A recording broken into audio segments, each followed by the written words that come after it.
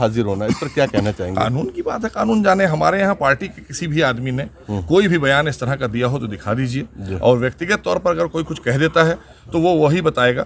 और अगर उधर से भी कोई बात आ गई है तो मुझे लगता है इस बात को भी ख़त्म इसलिए करना चाहिए कि मोहम्मद साहब पर एक बूढ़ा कूड़ा फेंका करती थी, एक दिन कूड़ा नहीं आया। जब कूड़ा नहीं आया तो उन्होंने कभी किसी से ये नहीं कहा कि जाओ इसका घर तोड़ दो, जाओ इस पर पत्थर चला दो, बल्कि ये कहा कि आज कूड़ा नहीं आया है, कहीं वो बीमार तो नहीं है। पता चला कि हाँ वो बीमार है, तो आप उसको देखने के लिए गए थे। तो मोहम्मद साहब तो ये किरदार पेश करते थे, इसीलिए तो 100 करोड़ लोग उन्हें का सम्मान करते हैं। अगर किसी ने किताब में कुछ लिख दिया था और किताब के लिखी बात को किसी ने पढ़ दिया, आपको भी किताबें बहुत सी मिलेंगी, तो पहले तो हम चाहते हैं कि मुस्लिम समाज के धर्मगुरु लोग जो हैं बैठकर उन किताबों का अध्ययन करें जिनमें ये सब बातें क्यों लिखी गई, किसने लिखी है। लेकिन इस तरह के से देश चलता है, संविधान तय करेगा, न्यायालय में मामला जाता है, न्यायालय तय करता है। ये आप क्या संदेश देना चाहेंगे मुस्लिम समुदाय के लोगों को, क्या संदेश देना चाहेंगे? हमने प्रॉफिट मोहम्मद से सीखा है, जो राम के देश में हमने राम से सीखा है, जो हमें यहाँ के महापुरुषों ने सिखाया है, ये ऋषि मुनियों का देश है। हम संस्कार पर जीने वाले लोग हैं, हमारे संस्कार ये कहते हैं कि हम मानवता के लिए जीने वाले लोग हैं, एक दूसरे के साथ खड़े होने वाले लोग हैं। हम सब सौहार्द के साथ रहे हैं,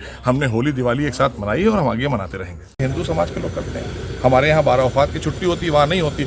ये जो पत्थरबाजी की जो बात आपने की, देखिए आप राजनीतिक रोटियां सेकने के लिए गुमराह करके नौजवानों को सड़क पर निकालते हैं। ये वही नौजवान है जिसको देश के यशस्वी प्रधानमंत्री आज एक हाथ में कुरान और एक हाथ में कंप्यूटर दे रहे हैं। आज आदरणीय योगी सरकार में इनको हम शिक्षित करने का प्रयास कर रहे हैं, रोजगार से आच्छादित करने का काम कर रहे हैं। लेकिन ये रास इसको इसलिए नहीं आएगा क्योंकि ये विपक्ष के द्वारा बिके हुए लोग हैं, ये सब विपक्ष के खरीदे हुए लोग हैं। ये जानबूझकर, क्योंकि उत्तर प्रदेश में किसी भी तरह का कोई भी दंगा नहीं हुआ, ये एक साजिश भी है विपक्ष की कि हमारी सरकार को कटघरे में खड़ा करने के लिए। लेकिन देश देख रहा है, दुनिया देख रही है कि यहाँ पर कानून का राज स्थापित है, और जो भी कानून को हाथ मिलेगा, चाहे वो किसी जगह का हो, किसी समाज से आता हो, उसके खिलाफ कार्रवाई हुई है। और ये जो कार्रवाई चल रही है, ये भी कार्रवाई चलती रहेगी, क्योंकि ये मान कर चलिए कि यहाँ की शांति व्यवस्था बनाना ये हमारी प्राथमिकता है सरकार की, आदरणीय योगी सरकार की।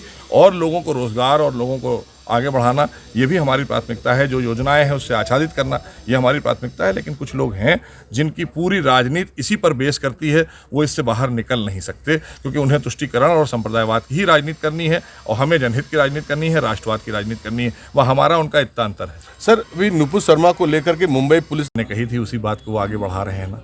गलत बात को तो पूर्वक वही वो प्रमोट करते हैं। समाजवादी पार्टी का चरित्र रहा है कि अगर हमारी बच्चियों के साथ में किसी तरह का घटना हो जाती थी तो माननीय मुलायम सिंह यादव जी स्टेटमेंट देते थे आप लोगों के सामने कि बच्चे हैं, इनसे गलती हो गई। तो किसी का तो घर बर्बाद हो गया, किसी का जीवन बर्बाद हो गया, किसी के साथ इतनी बड़ी घटना घट गई, समाज में वो कहाँ जिएगा? और उसको आपने आसानी से वही काम इन्होंने किया है। ये सब बिकाऊ लोग हैं जो लोग भी इस तरह अभी नुपुर शर्मा जी की को फांसी की मांग की जा रही है। मुस्लिम समुदाय की जो महिलाएं निकल